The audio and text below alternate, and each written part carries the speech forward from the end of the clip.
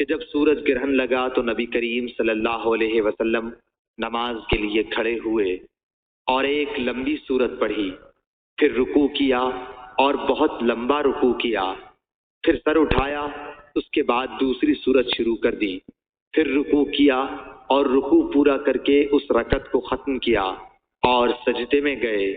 پھر دوسری رکعت میں بھی آپ صلی اللہ علیہ وسلم نے اسی طرح کیا۔ نماز سے فارغ ہو کر آپ نے فرمایا کہ سورج اور چاند اللہ کی نشانیوں میں سے دو نشانیاں ہیں، اس لیے جب تم ان میں گرہن دیکھو تو نماز شروع کر دو جب تک کہ یہ صاف ہو جائے۔ اور دیکھو میں نے اپنی اسی جگہ ان تمام چیزوں کو دیکھ لیا ہے جن کا مجھ سے وعدہ ہے، یہاں تک کہ میں نے یہ بھی دیکھا کہ میں جنت کا ایک خوشہ لینا چاہتا ہوں۔ ابھی تم لوگوں نے دیکھا ہوگا کہ میں آگے بڑھنے لگا تھا اور میں نے دوزخ بھی دیکھی، اس حالت میں کہ بعض آگ کو کھائے جا رہی تھی۔ تم لوگوں نے دیکھا ہوگا کہ جہنم کے اس ہولناک منظر کو دیکھ کر میں پیچھے ہٹ گیا تھا۔